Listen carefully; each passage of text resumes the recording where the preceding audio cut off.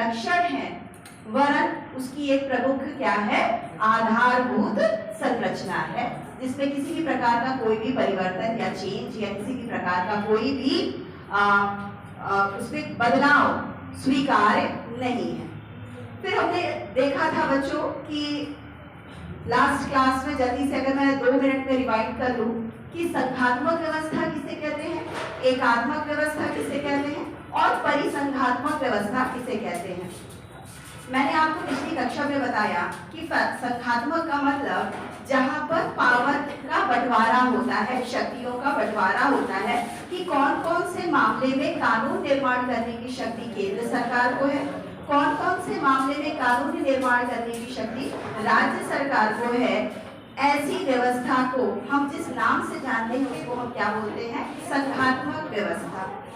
दूसरी व्यवस्था भी एकात्मक व्यवस्था, वह व्यवस्था जिसमें केंद्र के पास ही समस्त शक्तियां होती हैं, राज्यों के पास ना के बराबर, मतलब राज्य का तो अस्तित्व ही नहीं होता है, बंटवारों का तो कोई प्रश्न ही नहीं होता, केंद्र ही सर्वोच्च होता है, केंद्र ही शक्तिशाली होता है। ऐसी व्यवस्था को हमने एकात्मक व्यवस्था के रूप में देखा, समझा, जाना। हमने उदाहरण के रूप में भी आपको बताया कि फॉर एग्जाम्पल इंग्लैंड के संविधान, फॉर एग्जाम्पल श्रीलंका का संविधान, फॉर एग्जाम्पल फ्रांस का संविधान एकात्मक व्यवस्था वाले देश के रूप में स्पष्ट होता है। जबकि हम जब संघात्मकता की बात करते हैं तो हमको यूएसए का संविधान और अमेरिका का संविधान इसका एक सर्वोत्तम उदाहरण प्रतीत होता है। फिर हमने कहा कि एक और सिस्टम की हमने बात की, वो था कॉन्फेडरेशन, मतलब परिसंघात्मक, जिसमें राज्यों के पास केंद्र की तुलना में ज्यादा शक्तियां होती हैं कि जब चाहे वो अपने को केंद्र में क्या कर ले, समाहित कर ले, और जब चाहे वो अपने को केंद्र से क्या कर ले, अलग कर ले। ठीक। फिर मैंने कहा कि बच्चों केंद्र जहां शक्तिशाली होगा वो कौन सी व्यवस्था, एकात्मक व्यवस्था। जहां राज्य शक्तिशाली होगा वो कौन सी व्यवस्था, परिसंघात्मक व्यवस्था। और जहां दोनों बराबर होंगे, समान का व्यवहार होगा, वो होगा संघात्मक व्यवस्था। जब हम भारत के संविधान की ओर आते हैं तो मैंने कहा था भारतीय संविधान में या भारतीय शासन व्यवस्था में कुछ लक्षण हमको संघवाद के दिखते हैं और कुछ लक्षण हमको एकात्मक व्यवस्था के दिखते हैं। तो हमारे सामने कंफ्यूजन की स्थिति होती है कि हमारा संविधान संघात्मक है कि हमारा संविधान एकात्मक है। हमने डिस्कस किया कि पहले हम लोग देखते हैं कि कौन से ऐसे लक्षण हैं जो ये बताते हैं कि भारतीय संघवाद कैसा है, एक संघात्मक व्यवस्था वाला देश है। हमने आपको बताया कि शक्तियों का बंटवारा है, स्पष्ट रूप से 3 प्रकार की शक्तियां हैं, केंद्र सूची, राज्य सूची, समवर्ती सूची, जो ये बताती है कि कौन कौन से मामले केंद्र कानून निर्माण करेगा, कौन कौन से मामले ऐसे हैं जिनको राज्य कानून निर्माण करेगा, कौन कौन से ऐसे मामले हैं जिनमें दोनों को ही समान शक्ति प्राप्त है।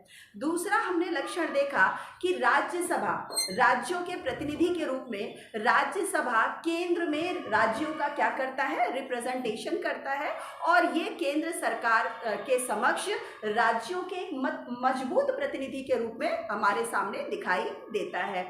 तो राज्यसभा का होना भी अपने आप में ये बताता है कि भारतीय संघवाद में संघात्मक लक्षण है। फिर हमने देखा था अखिल भारतीय सेवाएं, जो कि नियुक्तियां केंद्र सरकार के द्वारा होती हैं और काम कहाँ करती हैं, स्टेट गवर्नमेंट में, राज्य सरकारों में। कहीं ना कहीं मैंने आपको बताया था कि सरदार वल्लभ भाई पटेल क्या है, Akhil Bharatiya all India services के क्या हैं, जनक हैं, जिन्होंने ये कहा था कि अगर हमको भारत की विविधता को जीवंत रखना है, अगर हमें भारत की एकता अखंडता को जीवित रखना है, तो एक मजबूत सेवी वर्ग, प्रशासनिक दक्ष अधिकारियों का वो समूह होना चाहिए जो भारत की विविधता को, जो संविधान के आदर्शों को, उनकी मान्यताओं को ध्यान में रखते हुए काम कर सके। तो अखिल भारतीय सेवाएं भारत की डाइवर्सिटी को एक मजबूत तरीके से रखती है। इसीलिए हम ये कहते हैं कि अखिल भारतीय सेवाएं क्या है, संघवाद के प्रमुख लक्षणों में से एक है। फिर हमने कहा था इंटर स्टेट काउंसिल है, अगर राज्य और केंद्र के बीच में किसी भी प्रकार का विवाद होता है, किसी भी प्रकार का कोई झगड़ा होता है, तो ये क्या है, ये अखिल जो इंटर स्टेट काउंसिल है, अंतरराज्यीय परिषद है, जिनकी स्थापना राज्य पुनर्गठन आयोग 1956 के द्वारा हुआ था। इसके तहत ये तो मैं उसका बता रही हूँ ना, क्षेत्रीय परिषदों का बता रही हूँ। ये इंटर स्टेट काउंसिल की स्थापना राज्य मन्नार कमेटी के द्वारा इनके रिकमेंडेशन से आर्टिकल 263 के अंतर्गत हुई है, जो केंद्र और राज्यों के बीच में किसी भी प्रकार का कोई भी टकराहट होता है, कोई भी विवाद होता है तो उसको सुलझाएंगी। और क्या था, संघात्मकता को मजबूत प्रदान करने वाले हमने डिस्कस किया था एक सर्वोच्च न्यायपालिका का होना, जो स्पष्ट रूप से ये बताता है कि न केंद्र मजबूत है न राज्य सर्वोच्च है। कौन सर्वोच्च है? सुप्रीम कोर्ट या सर्वोच्च न्यायालय महत्वपूर्ण है, और जो किसको ध्यान में रखकर काम करता है? भारत के संविधान को ध्यान में रखकर कार्य करता है। फिर हम लोगों ने पिछली कक्षा में देखा था कि क्षेत्रीय परिषदें, केंद्र और राज्यों के बीच में केंद्र की दादागिरी को कम करने के लिए क्षेत्रीय परिषदों का कॉन्सेप्ट आया। शुरुआत में राज्य पुनर्गठन आयोग में 5 प्रकार की क्षेत्रीय काउंसिलें थी, जिसको कि 1971 से लेकर नॉर्थ ईस्ट 6 प्रकार की क्षेत्रीय काउंसिलें हैं। तो ये बताता है कि भारत में विभिन्न प्रकार के राज्य हैं, राज्यों की अपनी अपनी आवश्यकताएं हैं, अपनी अपनी नीड्स हैं, उनको एक सूत्र में बांधने रखने के लिए हमारी जो व्यवस्था है वो कौन सी है? संघात्मक व्यवस्था का होना है, जो ये बताता है कि भारतीय संविधान में संघात्मक उसका एक मूलभूत लक्षण है। यहाँ तो हमने तस्वीर का एक पहलू देखा, अब हम देखते हैं तस्वीर का दूसरा पहलू। दूसरा पहलू ये बताता है कि कहने को तो संघात्मक है, लेकिन वास्तविक रूप में कौन सी शक्तियाँ काम करती हैं? एकात्मक शक्तियाँ काम करती हैं। मैंने आपको पहले बताया था विषयों का बंटवारा तो है, लेकिन विषयों का कैसा बंटवारा है? असमान वितरण है।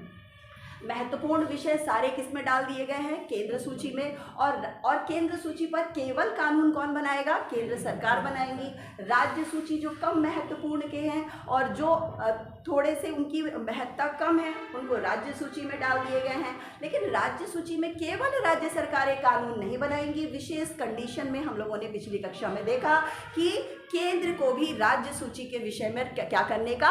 कानून बनाने का अधिकार है। इसके साथ हमने क्या देखा? हमने देखा आर्टिकल 248 अवशिष्ट शक्तियां, जिनको राज्यों को न देकर किसको दिया गया?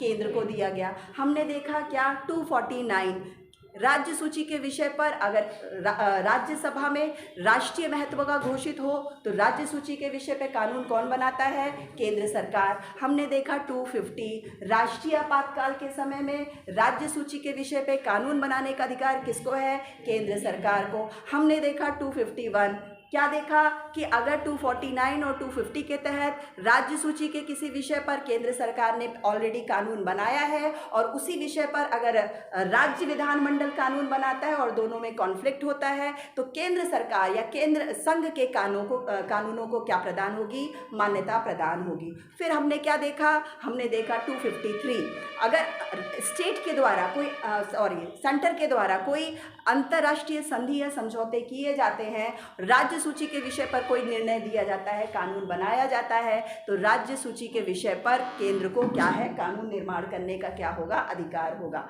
फिर हमने देखा 254 का मतलब समवर्ती सूची पर अगर केंद्र को भी कानून बनाने का अधिकार है, राज्यों को भी कानून बनाने का अधिकार है, लेकिन दोनों में विवाद होता है, तो केंद्र के समवर्ती सूची पर बनाए गए कानून क्या होंगे? ज़्यादा क्या होंगे? वरीयता के होंगे, प्रायोरिटी रखेंगे। तो सूचियों का बंटवारा तो है, लड़ाई झगड़े से बचने के लिए बांटा तो गया है, लेकिन केंद्र के पास ज़्यादा शक्ति है किसके बानिश्त? राज्यों के बानिश्त। फिर हमने देखा, आप कहते हैं राज्यसभा का क्या है? राज्यसभा का राज्यों केंद्र में राज्यसभा का रिप्रेजेंटेशन है, लेकिन राज्यसभा का तो असमान रिप्रेजेंटेशन है। एक राज्य जिसकी जनसंख्या ज़्यादा है उसके सदस्य ज़्यादा पहुंच रहे हैं, और एक राज्य जिसकी जनसंख्या कम है उसका कोई रिप्रेजेंटेशन ही नहीं है, या एक अध कचरा सा रिप्रेजेंटेशन है। तो कोई ऐसा राज्य जिसका एक प्रतिनिधि केंद्र में पहुंच रहा है राज्यसभा के सदस्य के रूप में, वो अपनी राज्य की गरिमा या समस्या को कैसे केंद्र के सामने रख सकता है? राज्यसभा के पास शक्तियां नहीं है। राज्यसभा के 12 सदस्यों को कौन मनोनीत कर रहा है? राष्ट्रपति मनोनीत कर रहा है। ये सारा ढांचा ये बताता है कि राज्यसभा की स्थिति क्या है? दोयम दर्जे की है, एक सेकेंडरी सदन की है।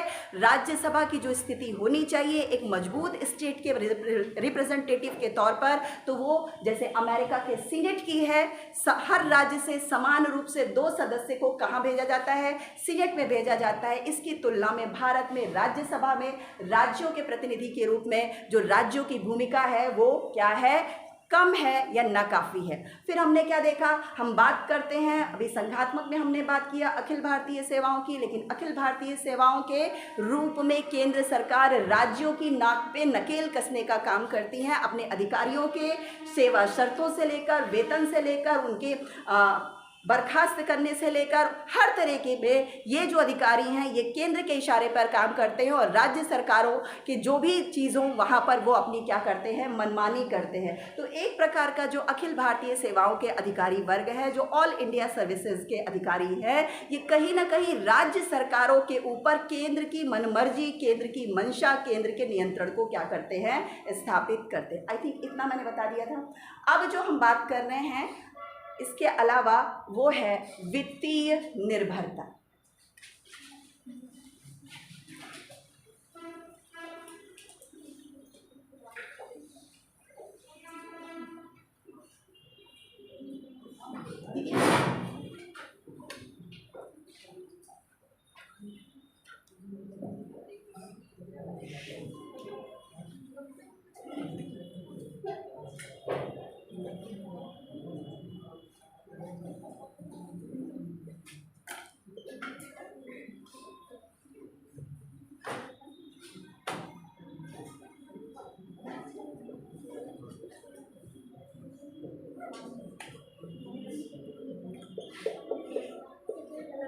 आर्टिकल 275 क्या कहता है, बहुत ध्यान से सुनिएगा एक एक चीज। ये वित्तीय निर्भरता का मतलब है धन, फाइनेंस, पैसा जो सरकारों को मिलता है कर के रूप में, वो भी बहुत ही ज़्यादा अनइक्वल है।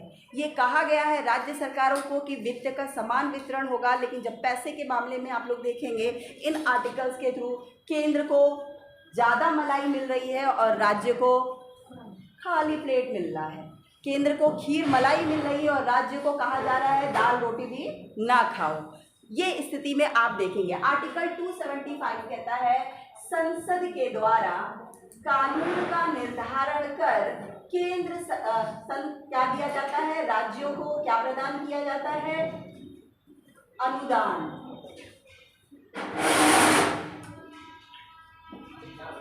275 क्या कहता है, कौन कानून बनाएगा, संसद। किसके लिए कानून बनाएगा कि राज्यों को पैसा मिलना चाहिए कि नहीं मिलना चाहिए, पहली चीज। आर्टिकल 280 जब हम 280 की बात करते हैं बच्चों, तो 280 क्या कहता है, केंद्र और राज्यों के बीच में वित्त के वितरण या पैसे के बंटवारे के लिए किसकी गठन की बात करता है, वित्त आयोग, फाइनेंस कमीशन। ठीक है ना, आपने पढ़ा होगा वित्त आयोग की चर्चा किसमें है, 280। क्यों किया गया है, ताकि केंद्र के बीच में और राज्यों के बीच में कितना पैसा दिया जाए, कितना पैसा केंद्र को, कितना पैसा राज्य को। केंद्र के जो अध्यक्ष वित्त आयोग के जो अध्यक्ष होते हैं, उनके सदस्य होते हैं, उनकी नियुक्ति कौन करता है, राष्ट्रपति कहता है। और आपको सबको पता है बच्चों, राष्ट्रपति के द्वारा की गई नियुक्तियों के पीछे हस्ताक्षर होते हैं राष्ट्रपति के, लेकिन उनके पीछे किसका रिकमेंडेशन होता है, प्रधानमंत्री और उनकी मंत्रिमंडल का। मतलब वित्त आयोग बंटवारा कर रहा है और वो भी किसके इशारे पर, केंद्र के इशारे पर कि कितना पैसा मिलना चाहिए और कितना पैसा राज्यों को नहीं मिलना चाहिए। मतलब ये जो फाइनेंस कमीशन है, जो वित्त आयोग है, इसकी संरचना किसके इशारों पर काम करती है, सेंटर के इशारों पर। केंद्र अगर चाहे तो राज्यों को पैसा दे और केंद्र अगर चाहे तो राज्यों को पैसा ना दे, क्योंकि इसकी संरचना, इसके सदस्य, इसके अध्यक्षों, इसका स्वरूप, इसका ढांचा पूरी तरीके से राष्ट्रपति इनकी भले ही नियुक्तियां करता हो, लेकिन इनके पीछे प्रधानमंत्री और उनकी कैबिनेट की क्या होती है, कहीं ना कहीं अदृश्य शक्ति छिपी होती है। आर्टिकल 289 यहाँ पर ध्यान दीजिएगा, संसद। और आर्टिकल इसी को हमने क्या कर दिया है, पलट दिया है। 282 क्या कहता है, संसद की बजाय संघ सरकार। संघ सरकार किसको अनुदान देती है, राज्यों को।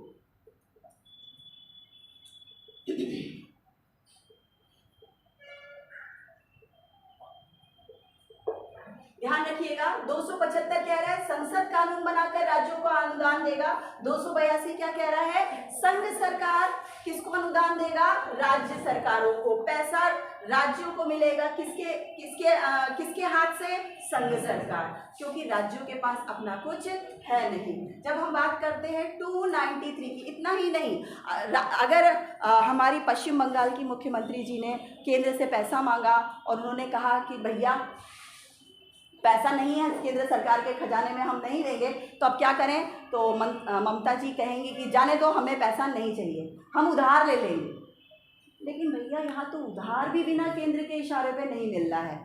आर्टिकल 293 कह रहा है अगर राज्यों को उधार लेना है तो उधार किसके अनुमति से लेंगे? केंद्र सरकार की गारंटी से ही कोई राज्य किसी से क्या ले सकता है बच्चों? उधार ले सकता है। ऐसा कौन बोल रहा है? 293।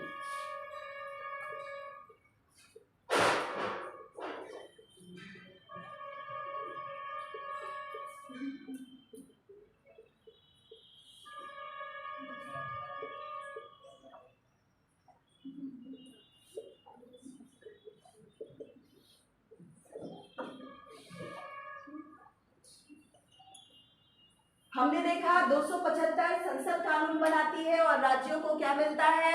अनुदान मिलता है। हमने देखा 280 वित्त आयोग दोनों के बीच में बंटवारा करता है, लेकिन वित्त आयोग की संरचना कैसी है? केंद्रीकृत है।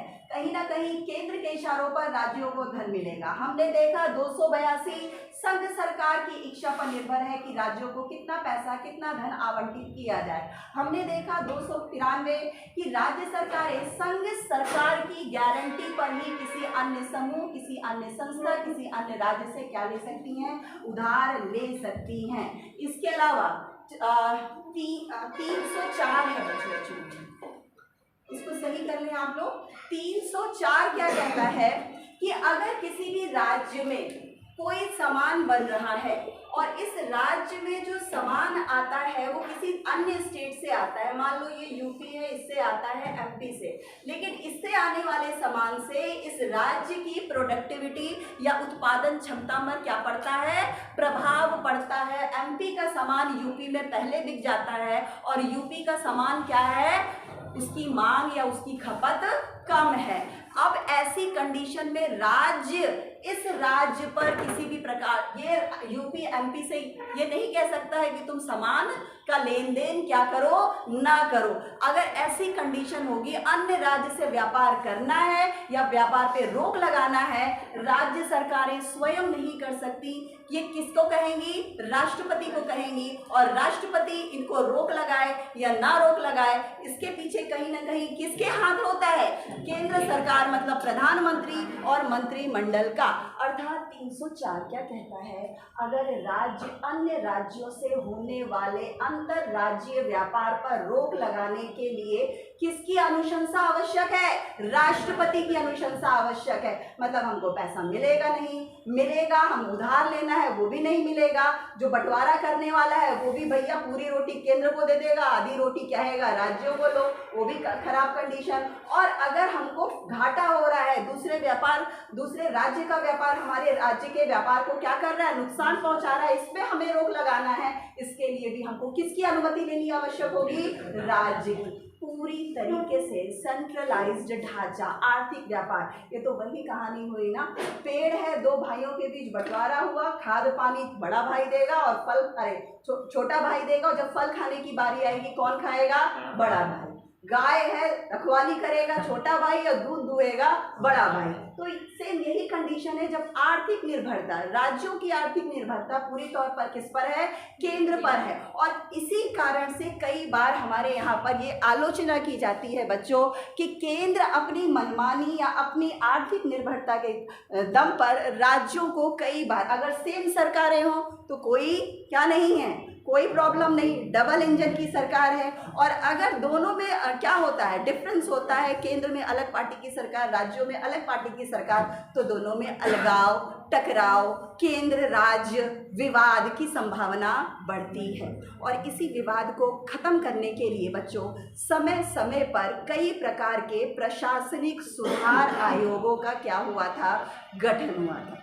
चलिए तो हेडिंग डालिए केंद्र राज्य संबंधों पर प्रमुख प्रशासनिक सुधार आयोग। केंद्र राज्य संबंधों पर प्रमुख आयोग, प्रशासनिक सुधार आयोग। कई बार एग्जाम में ये भी प्रश्न पूछे जाते हैं, प्रशासनिक सुधार आयोग किस वर्ष हुए थे?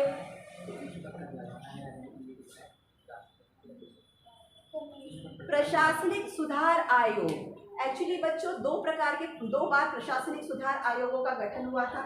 इन आयोगों की गठन क्यों किया गया था? ताकि लड़ाई झगड़ा कम हो, केंद्र सरकार और राज्य सरकारों के बीच में जो तनाव है, जो अस्थिरता है, वो समाप्त हो जाए और दोनों ही सद्भाव तरीके से, अच्छे तरीके से काम कर सके। इसीलिए दोनों के बीच में, क्योंकि केंद्र और राज्य कहीं भी भारत के सिस्टम के क्या है, एक मजबूत आधार स्तंभ है, इसके लिए समय समय पर सुधार आयोगों का गठन किया गया।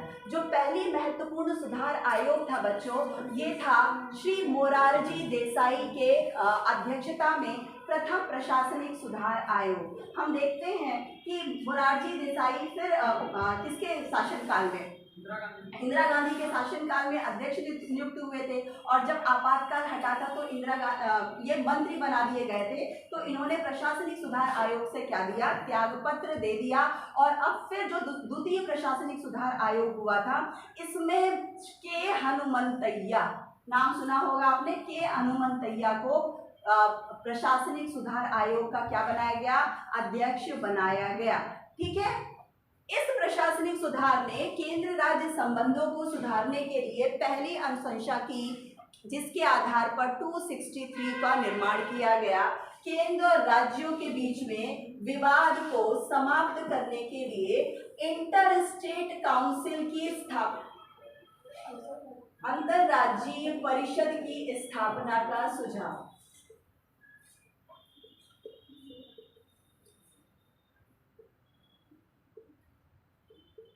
तो किसका सुझाव दिया था? इंटर स्टेट काउंसिल बनना चाहिए। अगर कोई भी विवाद हो केंद्र और राज्यों के बीच में, तो एक ऐसा संस्था होनी चाहिए जो केंद्र और राज्यों के बीच में विवाद को क्या कर सके, समाप्त कर सके। और इसके लिए इंटर स्टेट काउंसिल बना। बाद में हम देखते हैं आर्टिकल 263 के अंतर्गत, 263 के अंतर्गत। पहली चीज तो ये। दूसरा महत्वपूर्ण आयोग था बच्चों राजमन्नार समिति।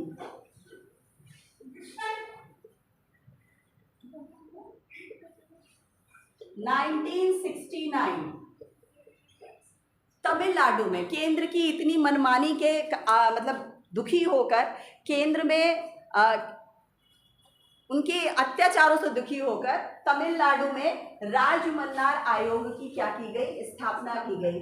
राजमन्नार आयोग ने क्या सुझाव दिया था? पहला सुझाव, जो अखिल भारतीय सेवाएं हैं, इन्हीं को क्या करना चाहिए, समाप्त करना चाहिए। क्योंकि अखिल भारतीय सेवाओं के दम पर केंद्र सरकार किस पर कंट्रोल करती है, राज्यों पर कंट्रोल करती है। तो राजमन्नार समिति ने जो अपने 1969 में जो सुझाव प्रस्तुत किया, किसको समाप्त करने की बात की गई थी? अखिल भारतीय सेवाओं को समाप्त करने की बात की गई। न केवल IAS मतलब ऑल इंडिया सर्विसेज को समाप्त करने की बात की गई, वरन इसके साथ साथ केंद्र जो राज्यों को मजबूत रूप से उनका कंट्रोल करती है, वो क्या है? आर्टिकल 356 क्या है? राष्ट्रपति शासन को भी क्या करना चाहिए? समाप्त करना, समाप्त कर देना चाहिए। कौन कह रहा है? कौन कह रहा है? राजमन्नार समिति। किसकी किसकी समाप्ति की बात की गई? All India services, Akhil Bharatiya सेवाओं की बात, और किसकी बात? आर्टिकल 356, जो राज्यों में राष्ट्रपति शासन की नियुक्ति होती है, इन दोनों को समाप्त करने की बात की गई। किसके द्वारा? राजमन्नार समिति के द्वारा। ठीक है, अगली जो महत्वपूर्ण समिति थी बच्चों, हाजी बिठा दिया मैंने, आपने लिखा नहीं, तो लिख लीजिए। अखिल भारतीय सेवाओं की समाप्ति, का सुझाव और दूसरा था अनुच्छेद 356 की समाप्ति का सुझाव। अगली प्रमुख समिति थी बच्चों सहाय समिति।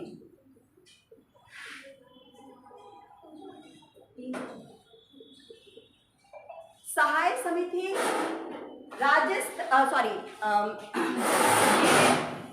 जम्मू कश्मीर के जो राज्यपाल थे वी गिरी जब भारत के राष्ट्रपति हुए तो 1971 में द्वारा जम्मू कश्मीर के जो राज्यपाल थे भगवान सहाय की अध्यक्षता में इस समिति का क्या किया गया, गठन किया गया। अध्यक्ष कौन थे? भगवान सहाय। ये इनका प्रमुख क्या पद था? जम्मू कश्मीर के राज्यपाल थे। क्यों नियुक्त किया गया था? ताकि केंद्र राज्य संबंधों में जो कुछ भी ये सुझाव प्रस्तुत करे ताकि दोनों के बीच में जो कटुतापूर्ण संबंध है उसको क्या किया जाए, कम किया जाए या समाप्त किया जाए। इन्होंने क्या अनुशंसा की थी? भगवान सहाय समिति ने अनुशंसा की थी कि राज्यपाल पद को, क्योंकि आपको पता है राज्यपाल केंद्र का एक प्रतिनिधि होता है, किसको कंट्रोल करने के लिए? राज्य सरकारों को। और कई बार राज्यपालों को भी अगर केंद्र के अनुरूप काम कर नहीं रहे हैं, राज्यपाल संविधान में एक संवैधानिक पद है जो न्यूट्रलिटी से, तटस्थता से, कौन सी पार्टी है कौन सी पार्टी नहीं है इस भाव से परे वो राज्य में संवैधानिक भूमिका का निर्वाह करते हैं। लेकिन आपको पता है जैसे जैसे केंद्र में सरकारें चेंज होती हैं वैसे वैसे राज्यों में क्या चेंज हो जाते हैं? राज्यपाल। और राज्यपाल को हम कैसे ट्रीट करते हैं? एक ऐसे पद के रूप में जो कहीं ना कहीं एजेंट होता है, किसका? केंद्र सरकार का। किसको कंट्रोल करने के लिए? राज्य सरकारों को। तो सहाय समिति की प्रमुख अनुशंसा ये थी कि राज्यपाल के पद को क्या किया जाए? मजबूत किया जाए और इसका संवैधानिक रूप से इसको संविधान की भावना के अनुरूप बनाया जाए। राज्यपाल को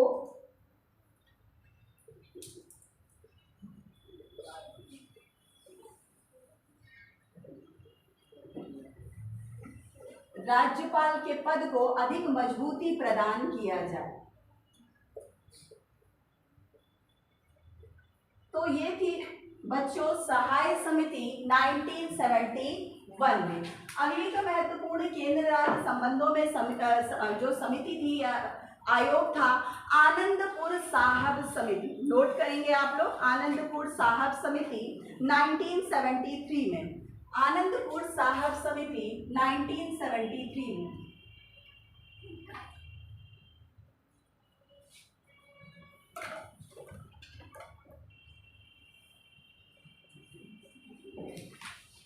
राज्यों को अधिक स्वायत्तता देने, मतलब वित्त के मामले से लेकर प्रशासनिक मामले से लेकर अन्य मामले, जो निर्भरता है, जो डिपेंडेंसी है, किसके प्रति? केंद्र के प्रति। तो इस समिति ने कहा कि नहीं, राज्यों को, ये हमारी फेडरल सिस्टम की मूल भावना है कि राज्यों को ऑटोनॉमी दी जाए, स्वायत्तता दी जाए, अधिक स्वायत्तता देने की बात की। और ये कहा गया कि ना केवल राज्यों को ऑटोनॉमी दी जाए, राज्यों को स्वायत्तता दी जाए, वरन केंद्र की भूमिका भी क्या होनी चाहिए? राज्यों में सीमित होनी चाहिए। राज्यों को अधिक स्वायत्तता देने की अनुशंसा की गई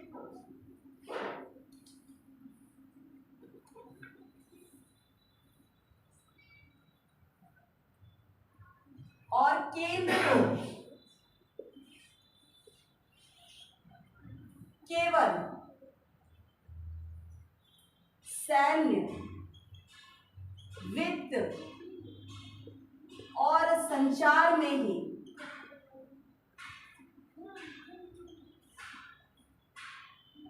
मामलों की ही शक्ति दी गई। मतलब जो बहुत सारे राज्य के मामले में केंद्र हस्तक्षेप करेगा, आनंदपुर साहब समिति ने कहा कि केंद्र को न सिर्फ भूमिका सीमित होनी चाहिए, राज्यों को अधिक स्वायत्तता देनी चाहिए।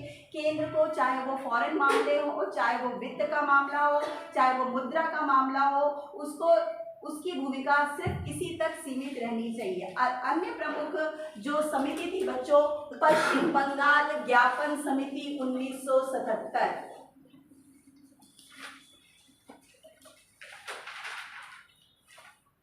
पश्चिम बंगाल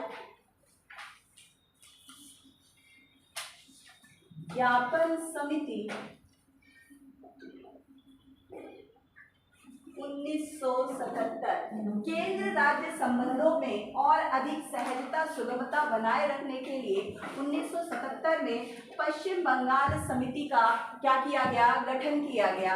इसने अनुशंसा की, जो हमारे संविधान के आर्टिकल 1 में भारत को संघ बताया गया है, संघ मतलब यूनियन बताया गया है, यूनियन की मतलब यूनियन की व्याख्या की गई है या यूनियन शब्द कहा गया है। यूनियन के स्थान पर क्या होना चाहिए, फेडरेशन, फेडरेशन शब्द का प्रयोग होना चाहिए।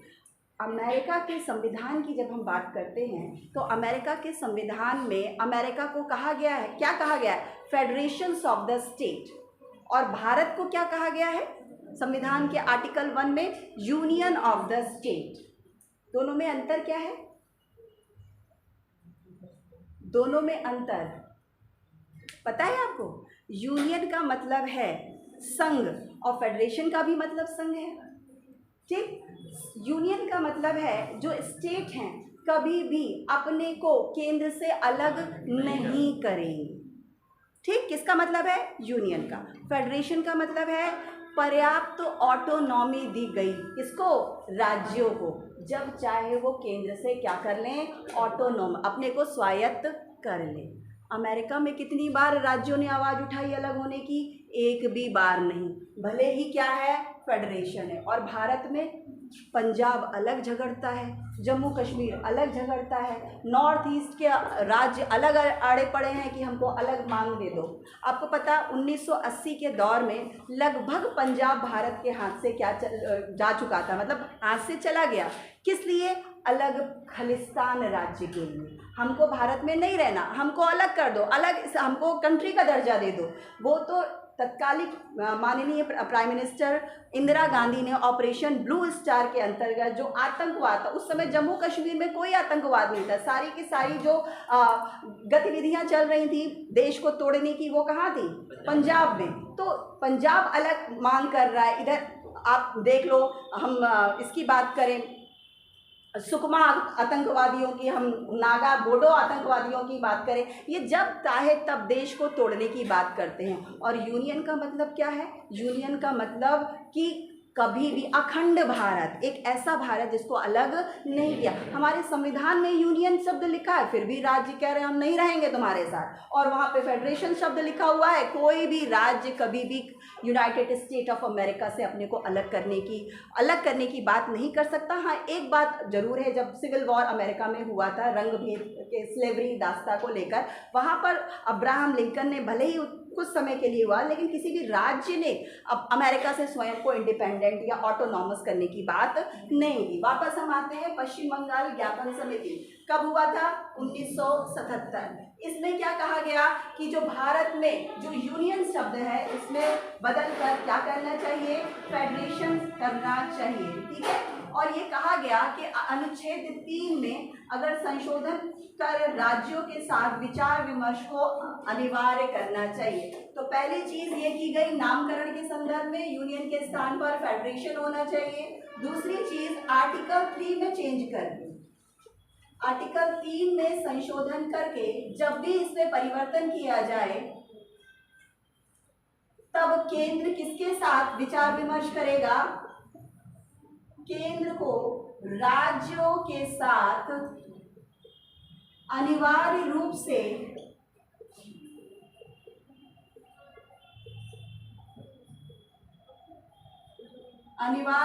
से विचार विमर्श करना चाहिए।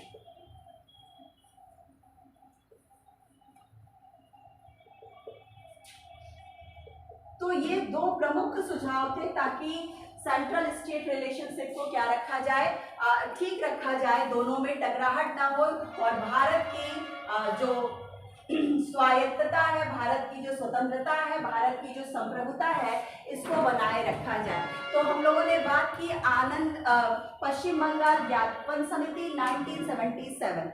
आखिरी जो महत्वपूर्ण समिति है बच्चों, हालांकि इसके बाद पुंछी आयोग का भी गठन किया गया, लेकिन जो सबसे महत्वपूर्ण समिति है वो है सरकारिया आयोग। सरकारिया आयोग केंद्र राज्य संबंधों पर सबसे महत्वपूर्ण रूप से अपने सुझावों को, अपने अनुशंसाओं के लिए महत्वपूर्ण है। सरकारिया आयोग 1983 और 1987।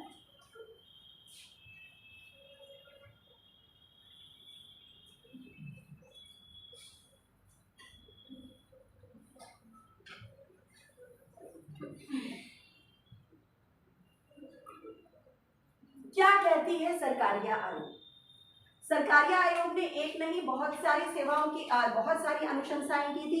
पहली अनुशंसा जो की थी, याद कीजिए मैंने क्या कहा, राजमन्नार समिति क्या कह रहा है, राजमन्नार आयोग ने कहा ऑल इंडिया सर्विसेज को अब क्या कर दीजिए, समाप्त कर दिए। सरकारिया आयोग ने कहा नहीं, ऑल इंडिया सर्विसेज को आपको समाप्त नहीं करना है और इसका क्या करना है, विस्तार करना है। और 6 और सेवाओं की क्या की थी इसने, इसको शुरू करने की बात की। तो लिखिएगा, ऑल इंडिया सर्विसेज को बनाए रखने की बात,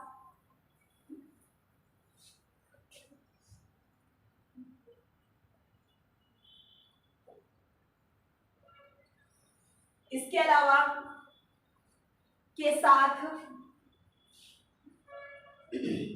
6 अन्य सेवाओं की संस्तुति की थी। अगला इसने जो सुझाव, महत्वपूर्ण सुझाव दिया था बच्चों, ये केंद्र जो बार बार राज्यों पर आर्टिकल 356 का प्रयोग करते हैं, सरकारिया आयोग ने कहा अनुच्छेद 356 का प्रयोग अंतिम विकल्प के रूप में करना चाहिए। अंतिम विकल्प के रूप में करना चाहिए।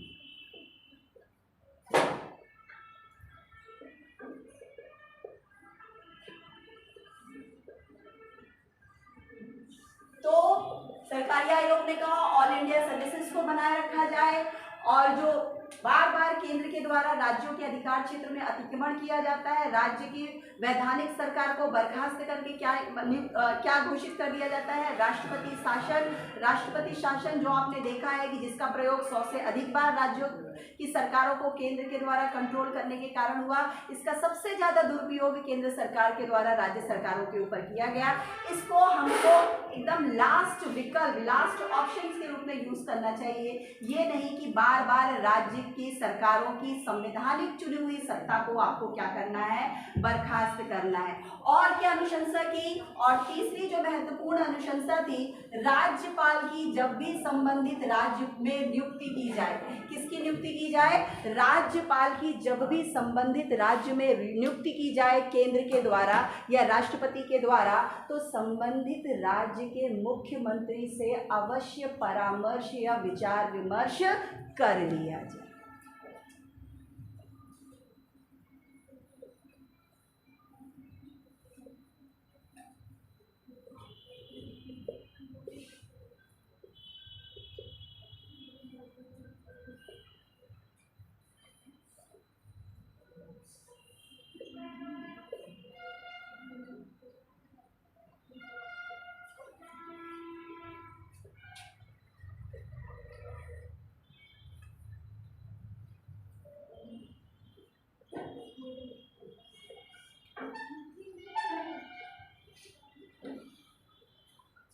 अगला जो केंद्र राज्य संबंधों में जो महत्वपूर्ण आयोग था, पुंछी आयोग। पुंछी आयोग ने भी मुख्य राज्य सरकारों के कार्यों पर केंद्र के अनावश्यक हस्तक्षेप या बंधन को आलोचना की और ये कहा कि राज्यों को अधिक स्वायत्तता मिलनी चाहिए कानून निर्माण के क्षेत्र से लेकर विधायी क्षेत्र तक। तो ये रहा बच्चों केंद्र राज्य संबंधों में जो प्रमुख आयोग हुए हैं। आयोगों ने, क्योंकि हमारा जो देश है, हमारा जो भारत है, हमारा जो कंट्री है, वो ना तो केंद्र से बना है ना राज्यों से बना है। हमारा सिस्टम तभी श्रेष्ठ तरीके से काम करेगा, हमारा जो फेडरल सिस्टम तभी श्रेष्ठ तरीके से काम करेगा जब सेंट्रल और स्टेट में टकराहट, तनाव या किसी भी प्रकार का कोई विवाद नहीं होना चाहिए, जब दोनों में सहजता और अच्छे संबंध हो। जी, ये कह रहे हैं जो सरकारी आयोग ने 6 अन्य सेवाओं की बात करी थी, वो कौन सी थी? 6 अन्य सेवाओं की बात, जैसे आपने कहा कि all India services, IPS, IFS, इसके अलावा जो अन्य जो सेवाएं हैं जिसको अभी सेंट्रल की सेवाओं में है या स्टेट की सेवाओं में है, जिनका कि अखिल भारतीय सेवाओं में वो नहीं है, उसको उसमें जोड़ा जाए। जैसे बहुत सी सेवाएं ऐसी हैं ना जो सेंट्रल की सेवाओं में है, उनको और जोड़ने की बात की थी। एग्जैक्ट वो कौन कौन सी सेवाएं हैं ये मुझे नहीं पता, मैं आपको सर्च करके आपको बता दूंगी, ठीक है। तो बहरहाल हमारा जो संविधान का जो स्वरूप है वो कैसा है, संघात्मक का है, संघवाद का है, और इसको बनाए रखने के लिए दोनों में तभी मजबूती आ सकती है जब केंद्र और राज्यों के बीच में अच्छे संबंध हो। तो बच्चों ये रहा आपका सेंट्रल स्टेट रिलेशनशिप और फेडरल सिस्टम। अब जो हम लोग टॉपिक पढ़ने जा रहे हैं वो है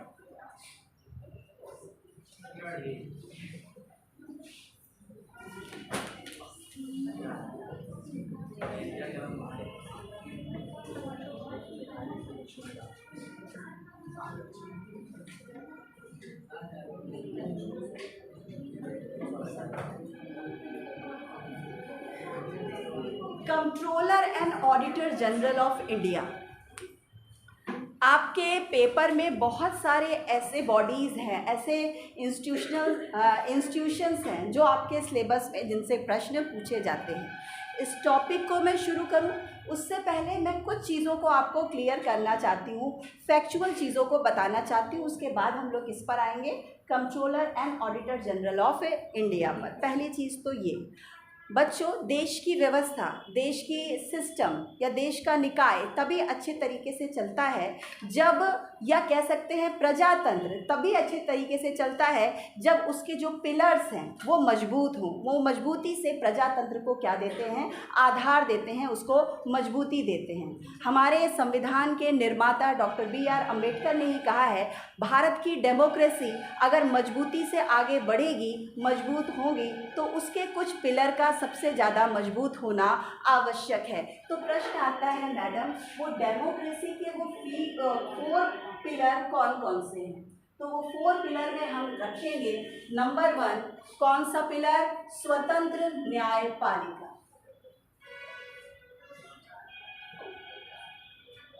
पहला आप मजबूत स्तंभ जो देश में जो सरकार की निरंकुशता को, जो सरकार की मनमानी को, जो सरकार के भ्रष्टाचार को, जो संसद के ऐसे अनैतिक कृत्यों को रोक लगाता हो जो कि संविधान की मूल भावना के क्या हो, विपरीत हो। ज्यूडिशरी का इंडिपेंडेंट होना, स्वतंत्र होना, स्वतंत्र तरीके से काम करना प्रजातंत्र के मजबूती के लिए पहला आधारभूत स्तंभ है।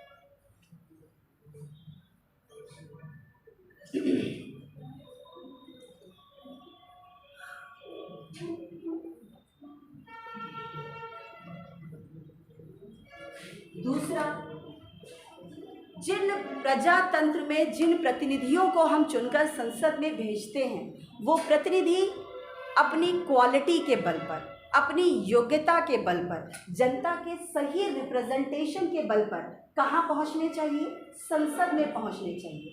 निष्पक्षता, ट्रांसपेरेंसी, पारदर्शिता, ऐसी संस्था के रूप में ऐसे उम्मीदवारों को, ऐसे जनता के नुमाइंदों को अगर एक स्वतंत्र इंडिपेंडेंट संस्था ही इनको इलेक्ट कर सकती है तो वो कौन सी है, निर्वाचन आयोग। जो इन उम्मीदवार या इन प्रत्याशियों जो कि अपने धन बल बाहुबल के प्रयोग से नहीं, अपनी योग्यता, अपनी क्वालिटी के बल पर संसद में पहुंचे हो, ऐसे को उम्मीदवारों को चुनने वाली कौन, एक निकाय जिसको हम क्या बोलते हैं, निर्वाचन आयोग, इलेक्शन कमीशन। इसका स्वतंत्र होना, फ्री होना, फेयर होना, ट्रांसपेरेंट होना और न्यूट्रल होना, ये नहीं कि सरकार आए, सरकार की हाँ में हाँ मिलाकर उनको वेटेज दे और बाकियों को जो उनको परे रखे। तो दूसरा मजबूत पिलर क्या है? Election commission of India. तीसरा है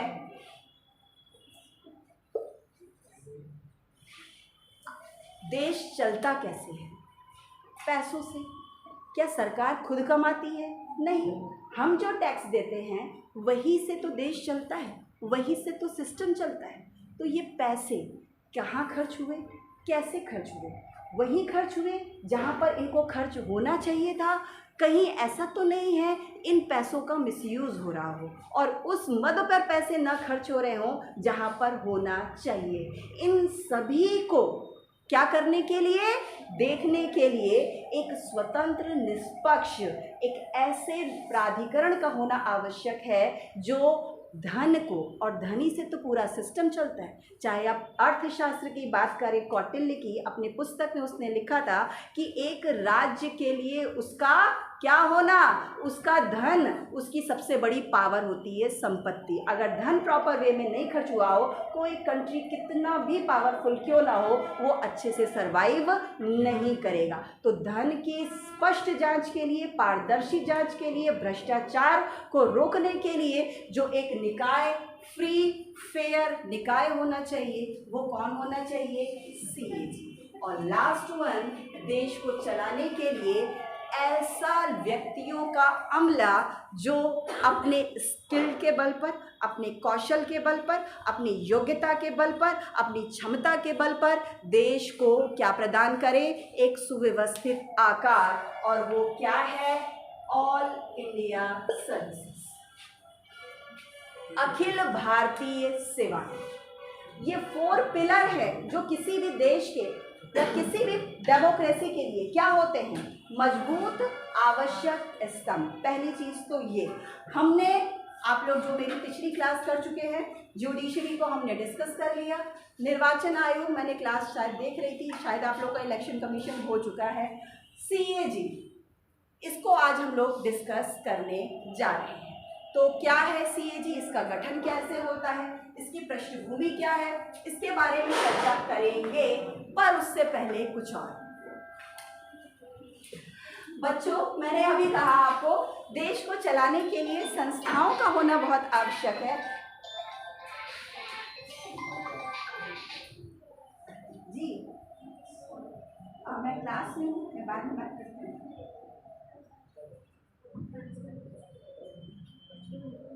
और संस्थाएं भी बच्चों 3 प्रकार की होती हैं। कितने प्रकार की? पहला संवैधानिक, कॉन्स्टिट्यूशनल। दूसरा स्टैट्यूटरी, नाम सुने हैं। और तीसरा एग्जीक्यूटिव।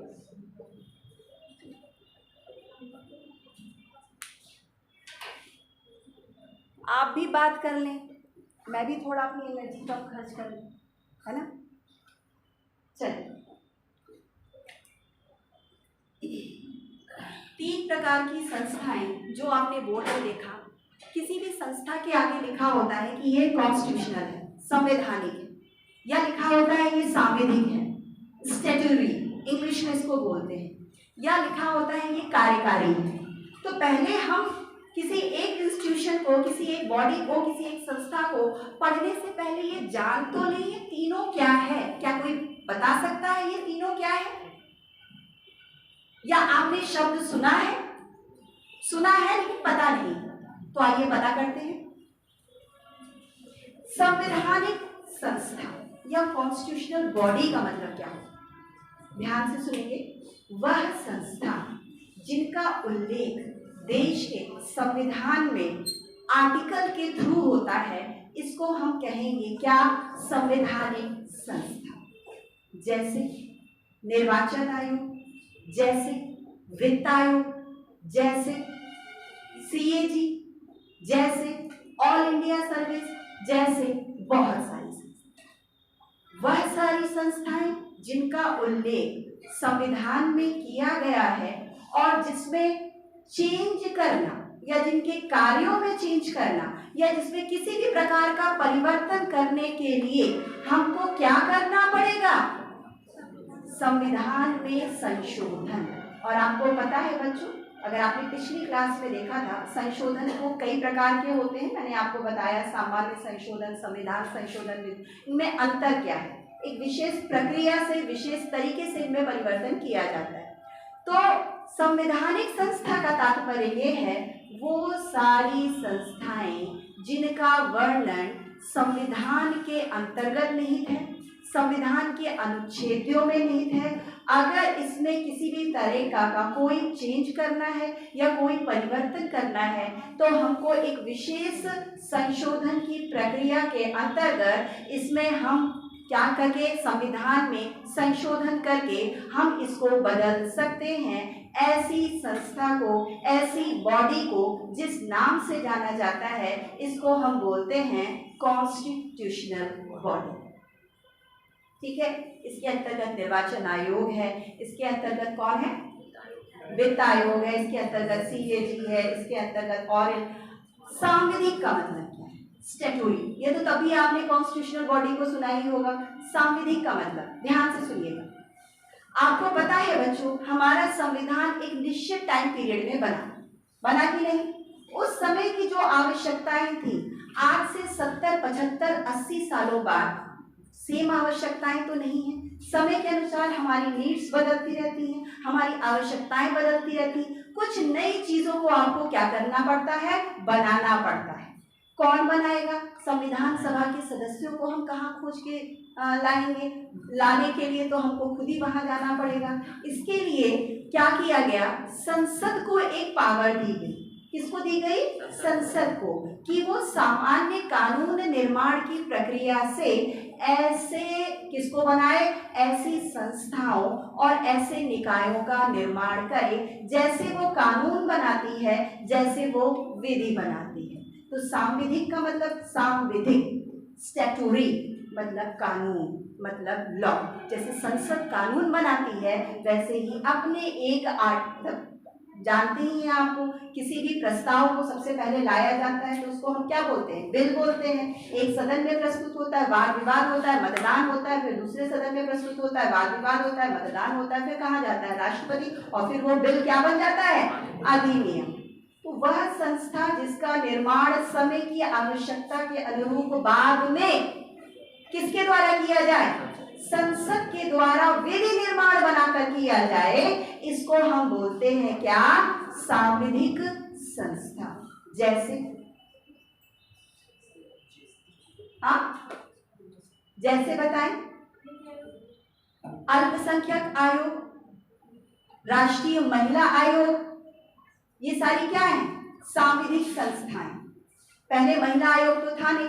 आप कहोगे मैडम SC/ST आयोग। एक्चुअली बच्चों, SC/ST आयोग एक संवैधानिक निकाय है, ठीक है, लेकिन महिला आयोग हरित ग्रीन प्राधिकरण, मतलब हरित प्राधिकरण, ये क्या है? सांविधिक निकाय। ऐसे समस्त संस्थाएं जिनको, जैसे सूचना आयोग है ना, इंफॉर्मेशन कमीशन, इसको भी बाद में 2005 में बनाया गया। तो ऐसे समस्त संस्थाएं या बॉडीज जिसको संसद के द्वारा, विधि के द्वारा निर्मित किया जाए, इसको हम क्या बोलते हैं? सांविधिक। अब बात करते हैं एग्जीक्यूटिव का। कार्यकारी, कार्यपालिका। कार्यपालिका में कौन शामिल होता है? हमारे PM, उनके मिनिस्टर और कौन? ऑफिसर। नो डाउट सर्वोच्च कौन है? प्रेसिडेंट। सबको मिलाकर क्या बनती है? एग्जीक्यूटिव। संसद नहीं, कार्यपालिका। संसद तो लोकसभा, राज्यसभा और राष्ट्रपति को मिलाकर, ठीक।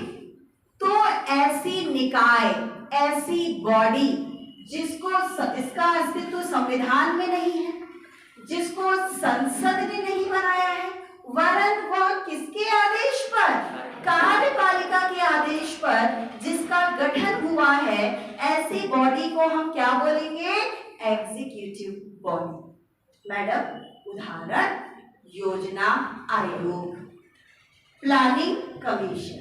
और योजना आयोग तो अब क्या हो गया है, समाप्त तो हो गया है। अब क्या हो गया, नीति आयोग। तो नीति आयोग कैसा ऑर्गेनाइजेशन है, एग्जीक्यूटिव बॉडी। इतनी बात समझ में आई? फिर से जल्दी से रिपीट करें। संवैधानिक संस्था जिनका वर्णन हमारे कॉन्स्टिट्यूशन में है, इनमें किसी भी प्रकार का चेंज करना हो हमको क्या बदलना पड़ेगा, संविधान में संशोधन करना। सांविधिक संस्था वह संस्था है जिनको संसद के विधि के निर्माण के द्वारा इनमें क्या किया गया हो, इनको बनाया गया। इनमें अगर कोई चेंज करना होगा तो हमको संसद मतलब सामान्य बहुमत चाहिए। यहाँ पर संविधान संशोधन चाहिए और यहाँ पर क्या चाहिए, सामान्य बहुमत। और वह सारी ऑर्गेनाइजेशन या वह सारी संस्थाएं जिनको किसके आदेश के द्वारा, कार्यपालिका के आदेश के द्वारा बनाया गया है, इसको हम बोलते हैं कार्यकारी निकाय। और ऐसी ही कॉन्स्टिट्यूशनल बॉडी को हम लोग पढ़ने जा रहे हैं बच्चों, CAG, controller and auditor general of India. हमारे संविधान के भाग 5 में चैप्टर 5 में आर्टिकल 148 to 151 में जिस संस्था या जिस बॉडी या जिस संगठन का वर्णन है उसको हम बोलते हैं नियंत्रक एवं महालेखा परीक्षक। आगे हम बढ़े, हम ये जान लें कि ये होता क्या है, करता क्या है। ठीक है, CAG जिसको हम शॉर्ट फॉर्म में कैग बोलते हैं, करता क्या है। बच्चों यहाँ पे 2 शब्द आपने लिखा होगा, नियंत्रक एवं महालेखा। कंट्रोल कर रहा है और क्या कर रहा है, ऑडिट कर रहा है। नियंत्रक का मतलब वह समस्त खर्चे, वह समस्त धन जो सरकार को खर्च करने, और वो पैसा किसका है, जनता का है, वो उस पर किसी भी तरीके, उस पर क्या हो, पूरी तौर पर कंट्रोल हो। वो ऐसी खर्चे ना हो जो क्या हो, गलत तरीके से या मिसयूज तरीके से। महालेखा का मतलब क्या है, ऑडिट करना। जो धन है क्या वो सही तरीके से खर्च है, क्या वो जिस लिए लिए गए थे उस लिए ही इनको खर्च किया गया है। इस व्यवस्था को हम बोलते हैं क्या, ऑडिट करना। एक और चीज, 2 चीज होती है बच्चों, एक होती है अकाउंट और दूसरा होती है ऑडिटिंग। अकाउंट की हिंदी होती है लेखांकन और ऑडिट की हिंदी होती है लेखा परीक्षण।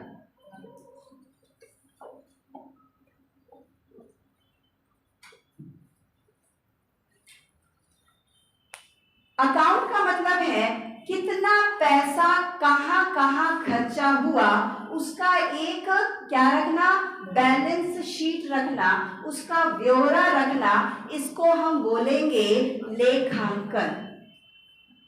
और जो पैसा आपने लिया, जहां खर्चा किया, ऐसा तो नहीं बताया कुछ और, खर्चा किया कुछ और, इस पर नजर रखना, इसको हम क्या कहते हैं, ऑडिटिंग। एक और उदाहरण समझाती हूँ। फॉर एग्जाम्पल, आप लोग सब सिविल सर्विसेज के एग्जाम कर रहे हैं। आपको अपनी किताबों के लिए क्या चाहिए, पैसा चाहिए। घर में आपने मांगा कि मम्मी या पापा मुझे कितने हजार पैसे दो, 10,000 दो, ताकि मैं किताबें ले लूं या कोचिंग में एडमिशन ले लूं। 10,000, ठीक, 10,000 उन्होंने दिए। 10 दिन बाद उन्होंने पूछा 10,000 तुमने दिए, पैसा कहाँ खर्चा किया? तो आप बड़ा सा बिल ले आओगे और कहोगे क्या 5,000 हमने कोचिंग में दिया, 2,500 हमने क्या किए, कॉपी किताब खरीदी, 2,500 उसमें से 2,000 आपने कुछ और बता दिया, 500 रुपए आपने कुछ और बता दिया, ऐसे करके आपने बिल थमा दिया। ये क्या है, ये लेखांकन। यहाँ पे 5,000 अलग लिख दिया, 2,500 अलग दिया, 2,000 अलग दिया, 500 अलग दिया, मतलब पूरा 10,000 कंज्यूम खर्चा हो गया है मम्मी, पूछना मत। ठीक, 10,000 आपने दिया, 10,000 का हमने बिल दे दिया। इसको क्या कहेंगे? लेखांकन, अकाउंटिंग। ठीक, जितना दिया था उतना पूरा बिल दे रहे हैं, ये नहीं कि हवा का काम मत करना, मत कहना कि कहाँ पैसा उड़ा दिया ये वो। ऑडिटिंग क्या होता है? चलो ठीक है, 5,000 का तुमने कोचिंग किया, अच्छा 5,000 की ही कोचिंग थी कि 4,000 की थी? उसमें से 1,000 ये पता चला, मैंने फोन करके पता किया, तुम्हारा दोस्त कह रहा है कोचिंग तो 4,000 की थी, तो 1,000 कहाँ गया? बताओ।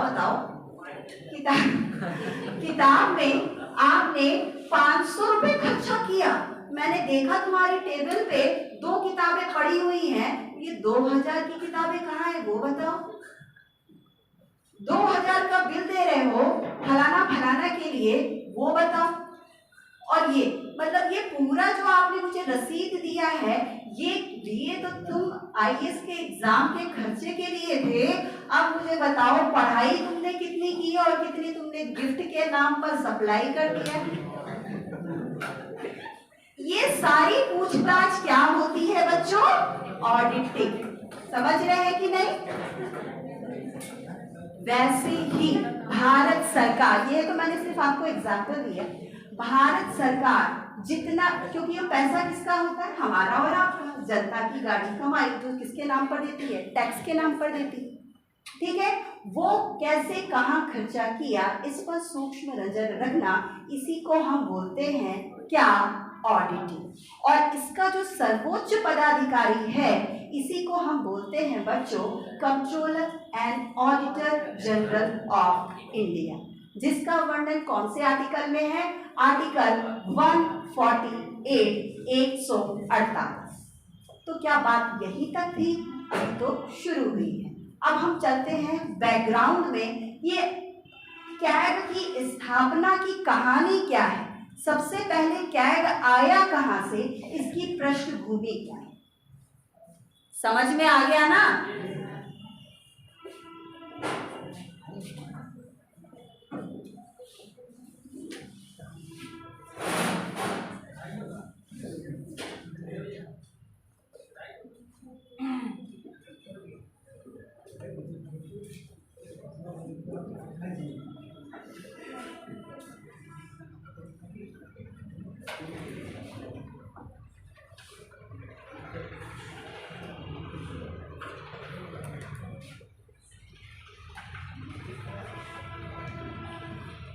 पीछे चलते हैं अंग्रेजों के जमाने में। हम तो अंग्रेजों के जमाने की उपज हैं, हम कहाँ आधुनिक संविधान की बात करते हैं।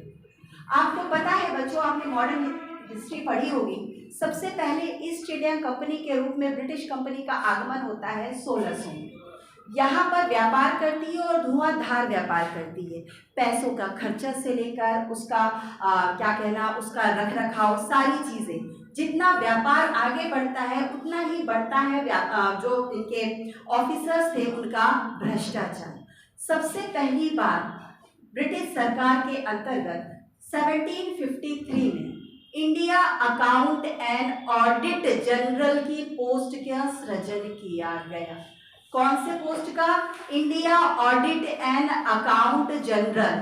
किसने कब किया गया? 1753 में। किसकी निगरानी रखने के लिए? कंपनी मतलब ईस्ट इंडिया कंपनी के व्यापार की क्या करने के लिए? उनकी जांच करने के लिए, कहीं ऐसा तो नहीं। और आपको पता ही है जो ऑफिसर्स थे वो ज्यादा भ्रष्टाचार में लिप्त थे, पैसा यहीं पर खा जाते थे और ब्रिटिश सरकार को बैलेंस लंबा चौड़ा बिल बनाकर क्या कर देते थे? भेज देते थे। तो सबसे पहले जो हमको कैग जैसी एक संस्था दिखाई देती है वो 1753 में India audit and account general के पद के रूप में दिखती है। हम आगे देखते हैं, हिस्ट्री में आपने पढ़ा है ब्रिटिश ईस्ट इंडिया कंपनी के शोषण के परिणाम स्वरूप यहाँ पर भारतीयों के द्वारा इनका क्या होता है? विरोध होता है। और 1857 में सबसे पहली क्या होता है? सबसे पहली क्रांति होती है जिसको हम बोलते हैं क्या? प्रथम स्वतंत्रता संग्राम। और यहीं से आप देखते हैं फिर 1858 में महारानी विक्टोरिया का घोषणा पत्र आता है और अब सत्ता चेंज हो जाती है। ईस्ट इंडिया कंपनी से सत्ता किसके हाथ में पहुंच जाती है? सीधे क्राउन के हाथ से। और क्राउन के द्वारा अब भारत में जितना भी व्यापार होगा, जितना भी खर्चा होगा, जितना भी पैसा होगा, सबसे पहली बार 1858 में महालेखा परीक्षक पद का सृजन होता है।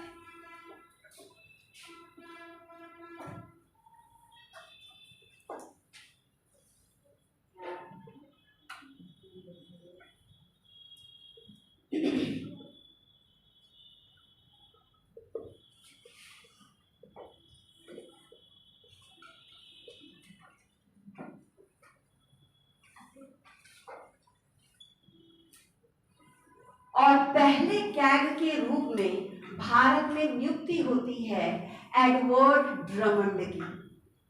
कब होती है बच्चों? 1860 में। मैंने क्या बोला? ईस्ट इंडिया कंपनी के अंतर्गत 1753 में सबसे पहली बार India account and auditor general इस पद का क्या होता है? सृजन होता है। और फिर 1858 में जब ब्रिटिश क्राउन का शासन यहाँ स्थापित होता है तो सबसे पहली बार ब्रिटिश शासन के अंतर्गत 1858 में किसके पद का सृजन होता है? महालेखाकार यानी कि कैग के पद का सृजन होता है। और पहले कैग के रूप में एक ब्रिटिश अधिकारी को यहाँ पर भेजा जाता है जिसको बोलते हैं एडवर्ड ड्रमंड। ठीक है, अगला महत्वपूर्ण हम लोग चेंज देखेंगे बच्चों 1919 के मॉन्टेग्यू चेम्सफोर्ड अधिनियम। 1919 के मॉन्टेग्यू चेम्सफोर्ड अधिनियम में कैग को सरकार के नियंत्रण से क्या किया गया? मुक्त कर दिया गया। सरकार के नियंत्रण से मुक्त कर दिया गया और उसको अधिक क्या प्रदान की गई? स्वायत्तता अर्थात ऑटोनॉमी प्रदान की गई। कब की गई? 1919 में।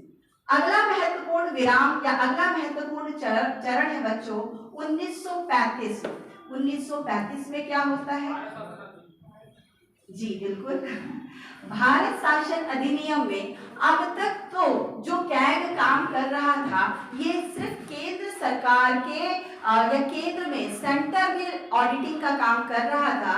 1935 के भारत शासन अधिनियम में अब केंद्र के अधिकार क्षेत्र का विस्तार प्रांतीय कह सकते हैं प्रांतों में भी या प्रांतों को भी कैग के नियंत्रण के अधीन कर दिया गया। कब किया गया?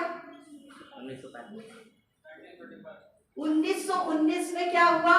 केंद्र को कैग को स्वायत्तता दी गई, सरकार के नियंत्रण से मुक्त किया गया क्योंकि सरकार की ही जांच कर रही है जो वो ब्यौरा पेश कर रही है।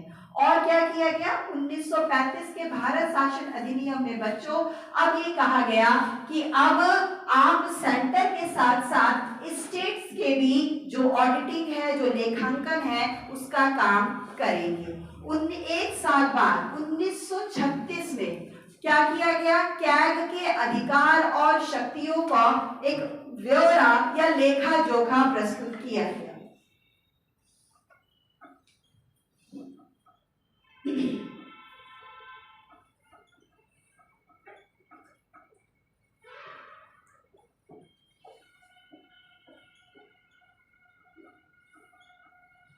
तो ये पराधीन भारत में कैग की स्थिति थी। और जब हमारा संविधान सभा बना तो हमारे संविधान सभा के द्वारा भी देश में भ्रष्टाचार से मुक्त करने के लिए और सरकार को कामों के प्रति उत्तरदायी बनाने के लिए और धन के संबंधी मामलों में ट्रांसपेरेंट बनाने के लिए हमारे संविधान में भी आर्टिकल 148 के तहत एक ऐसे पद की व्यवस्था की गई जो सरकार से पूरी तौर पर स्वतंत्र होगा, सरकार से पूरी तौर पर निष्पक्ष होगा। और इस तरीके से जब हमारा संविधान लागू हुआ, कब?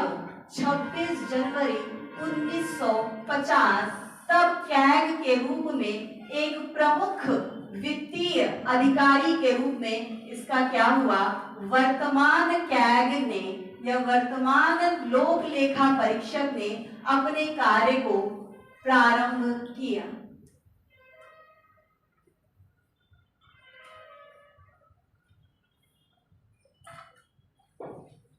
तो ये ब्रिटिश भारत के अंतर्गत था, ठीक है। सबसे पहली बात ईस्ट इंडिया कंपनी के द्वारा 1773 में, क्राउन के अंतर्गत 1858 में, और पहले कैग नियुक्त किए गए वी नरहरि राव। कौन नियुक्त किए गए? 26 जनवरी 1950 में वी नरहरि राव। तो अगर एग्जाम में ये पूछेगा भारत के प्रथम कैग नियंत्रक एवं महालेखा परीक्षक कौन थे, और उसमें कहीं पर भारतीय शब्द का जिक्र नहीं होगा, तो आप कहेंगे एडवर्ड ड्रमंड। और अगर ये कहेगा प्रथम भारतीय नियंत्रक एवं महालेखा परीक्षक, तो आप किसका नाम लेंगे? वी नरहरि राव। वर्तमान कैग कौन है? गिरीश चंद्र मुर्मू। एक विशेष, चलिए आगे बढ़ते हैं। 1968 में लेखा बोर्ड की स्थापना की।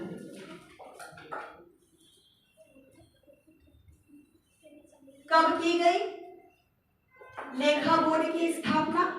1968 में। इस लेखा बोर्ड का काम क्या था? बहुत से बच्चों ध्यान से सुनिएगा। पहले खाली कैग एक पद था, उसको कामों को करने में, पूरे देश में ऑडिटिंग का काम करने में दिक्कत होती थी। तो अब लेखा बोर्ड के माध्यम से एक क्या बना दिया गया? एक डिपार्टमेंट, एक संस्था बना दी गई, पहली चीज। दूसरी चीज, कैग के मुख्य नियंत्रक एवं महालेखा परीक्षक की सहायता करने के लिए 3 सदस्यीय कैग का विस्तार किया गया। कब किया गया? 1968 में। मतलब अब कैग में क्या है? एक पूरा डिपार्टमेंट है, एक पूरा ढांचा है, जिसको हम क्या बोलते हैं? क्या कैग बोर्ड के नाम से या लेखा बोर्ड के नाम से बोलते हैं, जिसमें एक मुख्य नियंत्रक एवं महालेखा परीक्षक है, और उसकी सहायता करने के लिए कितने सदस्य हैं? 3 सदस्य। और ये किसमें उल्लेख किया गया? 1968। यहां तक की बात समझ गए। आगे की विकास यात्रा पे चलते हैं। 1971 1971 में क्या किया गया? संविधान में कैग की वर्णन तो किया गया, इनका गठन से लेकर, इनकी कार्य शक्तियां से लेकर, लेकिन फिर भी इनके सेवा शर्तें, क्या बोला मैंने? सेवा शर्तें क्या होंगी, योग्यता क्या होगी, वेतन क्या होगा, और वो किसको रिजाइन देगा, मतलब त्याग पत्र देगा, इसके बारे में कहीं भी कोई भी जिक्र नहीं था। 1971 में नियंत्रक एवं महालेखा परीक्षक अधिनियम 1971 पारित किया गया, जिसमें इन सारी चीजों पर क्या डाला गया? प्रकाश डाला गया। कौन सा अधिनियम था बच्चों? नियंत्रक एवं महालेखा परीक्षक। नोट करेंगे, नियंत्रक एवं महालेखा परीक्षक, ब्रैकेट में डालेंगे कार्य शक्तियां व सेवा क्षेत्र, सेवा शर्तें, ब्रैकेट क्लोज, अधिनियम 1971। यहीं पर नोट करके लिख लीजिएगा बच्चों, बहुत इंपॉर्टेंट नोट है। क्या है? योग्यता, सेवा शर्तें, वेतन तथा त्याग पत्र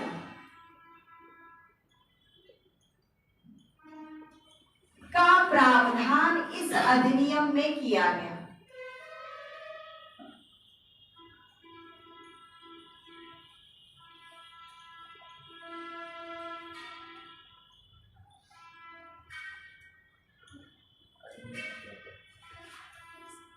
अगर ये प्रश्न पूछे कि कैग के पद का वर्णन क्या संवैधानिक है कि सांविधिक है, तो आप क्या कहेंगे? संवैधानिक है। अगर ये कहेंगे कैग की योग्यताएं संवैधानिक है कि सांविधिक है, तो आप क्या कहेंगे? सांविधिक। क्या त्याग पत्र किसको देगा, क्या क्या टर्म्स और कंडीशंस होंगी, इन सब का उल्लेख, उसकी सेवा शर्तें क्या है, इन सब का उल्लेख मूल संविधान में नहीं था। ये कब जोड़ा गया? कैग अधिनियम 1971। कई बार एग्जाम में पूछा जाने वाला सवाल। पहली चीज। दूसरी महत्वपूर्ण चीज ये है बच्चों, यहीं पर मैं बता दूं, हो सकता है बाद में ये फैक्ट मिस हो जाए। 1971 में, मतलब 1971 से लेकर के 1976 कैग को मुख्य रूप से दो काम करने थे, अकाउंट का भी और ऑडिटिंग का भी।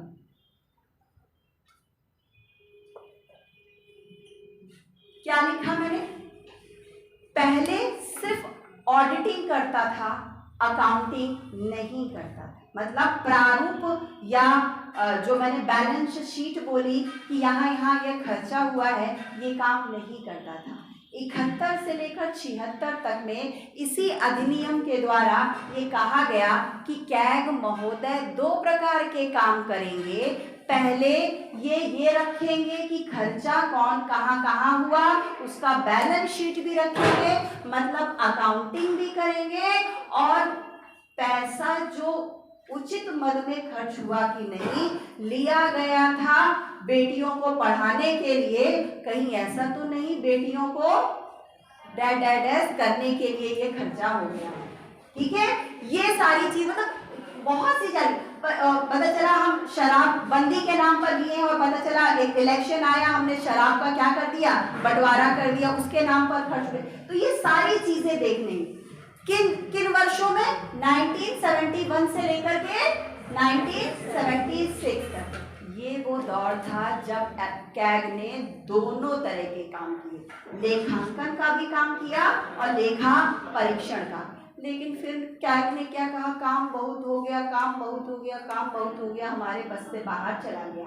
तो ये हुआ कि 1976 के बाद में कैग से अकाउंटिंग का काम ले लिया गया, और अब सिर्फ कैग जो काम करती है वो क्या करती है, लेखा परीक्षण का काम करती है।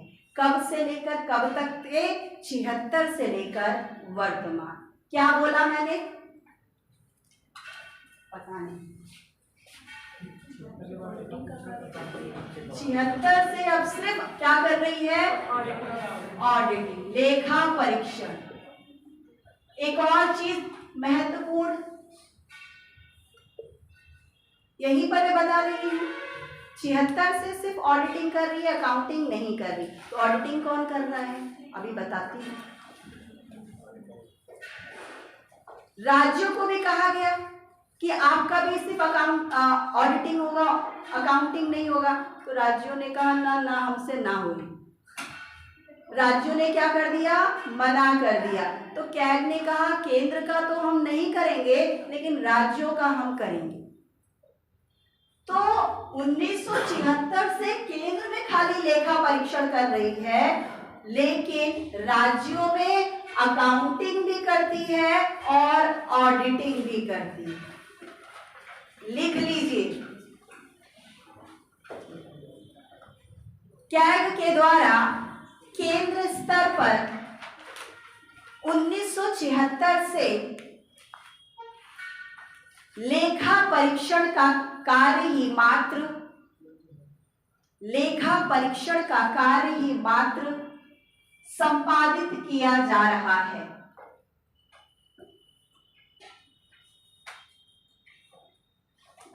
लेखांकन के कार्य से कैग को नहीं, केंद्र में कैग को मुक्त कर दिया गया है।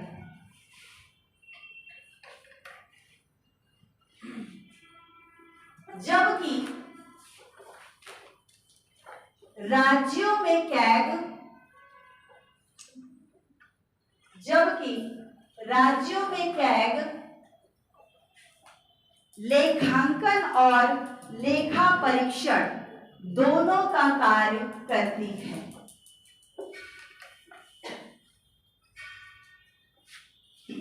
कुछ नॉर्मल बातें हमारे संविधान के भाग 5 में इसका वर्णन है, अध्याय 5 में है, आर्टिकल 148 से लेकर 151 तक। पहले भारतीय थे वी नरहरि राव, वर्तमान में कौन है? गिरीश चंद्र मुर्मू। पहले कैग कौन थे? Edward drummed. इसका मुख्यालय कहाँ है? इसका मुख्यालय नई दिल्ली में है। कब इसमें 3 और सदस्यों को जोड़ा गया? 1968। कैग में महत्वपूर्ण बदलाव किस संसदीय अधिनियम में किया गया? 1971 का अधिनियम। ये तो रहा संक्षिप्त सा परिचय। आइए अब चलते हैं अनुच्छेदों की। तो लिखें प्रमुख आर्टिकल्स।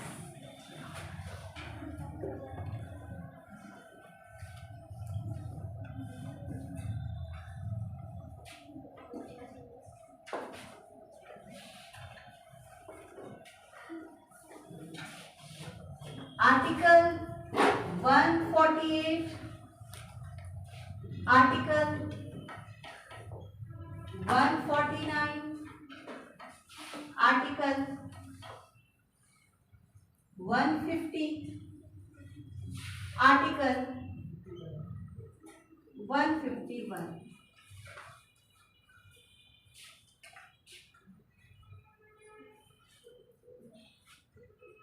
आर्टिकल 148 क्या कहता है? भारत का एक क्या होगा? कैग। इसकी नियुक्ति कौन करेगा? राष्ट्रपति,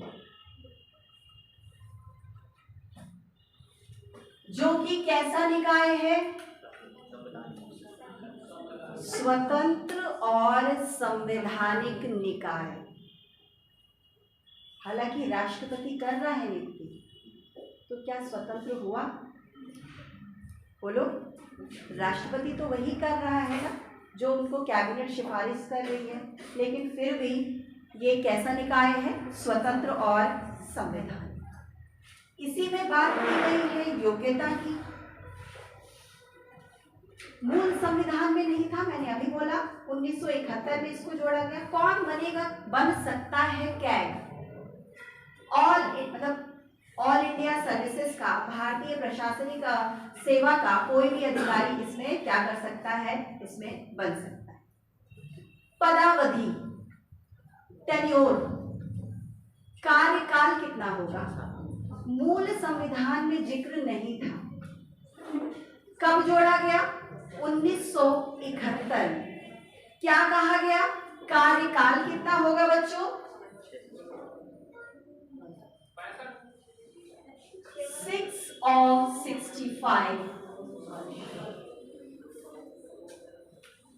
या फिर 6 वर्ष या फिर 65 वर्ष। इसका मतलब क्या है मैडम?